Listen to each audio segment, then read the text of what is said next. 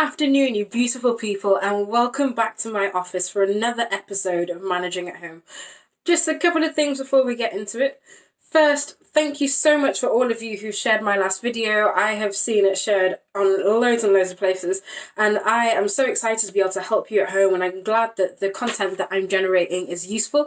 If there is anything that you'd like to see more of, drop me a note in the comments down below, and I'm happy to do videos about anything dental or anything else actually if you're interested. And the other thing is, a couple of you were asking me about some of the stuff that I've got up on my wall, and this is one of my favourite walls in my house because on here I've got pictures from my friends' weddings, and one of the things that I love about this wall is I also have artwork and letters and cards that some of my patients have given me. So I've taken one down today, which I think is quite pertinent for today. Protect Your Teeth, which was drawn by one of my patients just a couple of weeks before we went into lockdown, to cheer me up because I was having a hard day. So when I am feeling stressed, this is one of my favourite places to sit and just to have a look at this wall and reflect about the stuff that makes me happy and brings me joy in my life.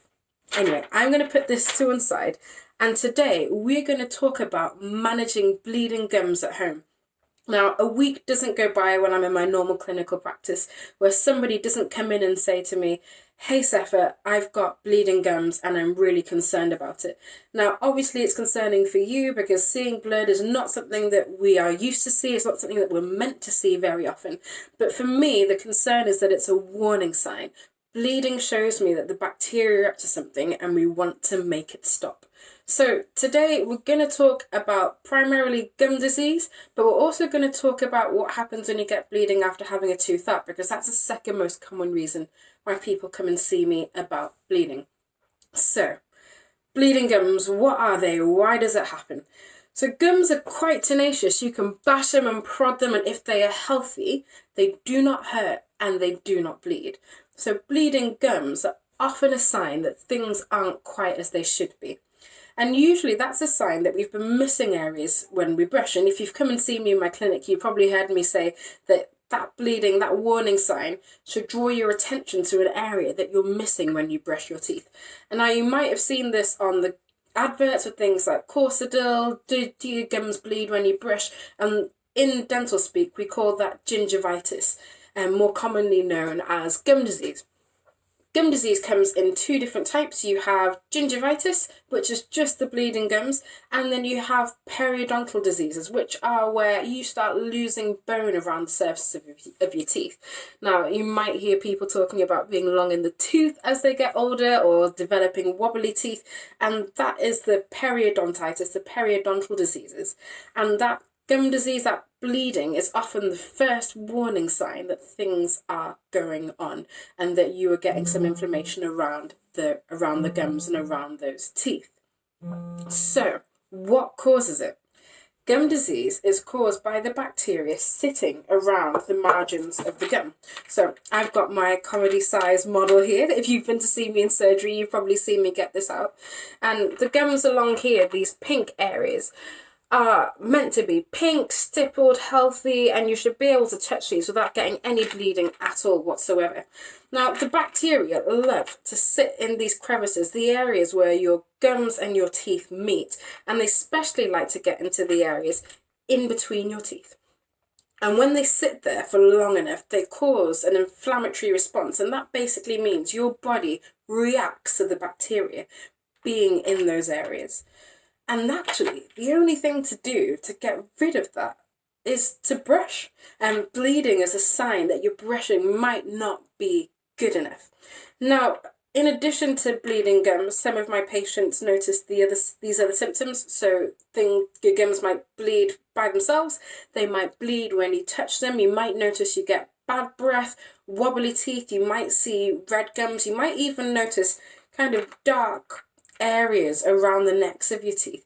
And for some people, you might also notice a bad taste. And all of these can be a sign of gum disease. So I'm going to do for you a quick demonstration as to how best to brush your teeth, not just whilst we're on lockdown, but all the time. As you know, you should be brushing your teeth twice a day with a fluoride toothpaste. any brand, doesn't matter which brand you use, provided that you like it and you use it. And I'm going to get my comedy size brush out. So a couple of tips about your toothbrush to start off with. You want ideally a brush which has got soft bristles with a round head, and if your bristles are starting to look splayed and they're pointing in 1,000 different directions, that is a sign that you want to be getting a new brush. And when you're brushing, I want you to put your brush at a 45-degree angle to your gum, and with kind of small back and forth and circular motions, I want you to go around those margins. Now, one of the mistakes I see people make all the time is that they do a little bit of this and a little bit of that and then a little bit at the top, and they miss teeth. And before I went to dental school, before someone taught me how to brush my teeth, I was as guilty as this as the next person. So what I recommend is splitting your face down into 4 areas. And I always start my teeth with the bottom left. I go around the teeth on the outside, flip round, go around the inside of the teeth. I go across the top surfaces and make sure I get right round the back of that very back tooth. And once I'm happy that those ones are clean, I move on to my bottom right, and top left. Because part of making sure you're getting around every area is being methodical. Brushing with a good technique will only actually clean 60% of your tooth surface. And you do actually need a couple of other things to help. Now, the first one is TP brushes or in-between brushes, as you might have heard me talk about before. There are lots of different brands, lots of supermarkets do their own brand. And my favourite one is TP, mainly because they're the ones I'm most familiar with, but they all work. Now, there is a steep learning curve in learning how to use these, and lots of people come back and say to me, oh, I couldn't make them work. And when I first started using these, I used to get furious and I would hurl them across my bathroom in frustration. The trick is to make sure that pointy tip is aiming at the point of the pink gum. Unlike floss, you're not trying to get through the top, you're going straight through the space in the bottom. Now, when you first start doing this, it will be uncomfortable and you will notice that your gums will start to bleed like mad. Do not let that put you off. You're not doing yourself any damage at all. What I would recommend is to keep going. After a couple of days, you'll get the hang of it, and after about 10 days, you'll start noticing that that bleeding starts to reduce quite considerably. The other thing that you can try is floss. Floss is a little bit more tricky to do. I always say that it's best to wrap it around your fingers on either side and get the floss in between the spaces between your teeth, and you want to try and make a C shape around the sides of your teeth. When you put that floss into that space, you want to make sure that you're pulling up against the side of the tooth to get off any bacteria that are sat in that area. Now, on the TV, you've probably heard people talk about Corsadil.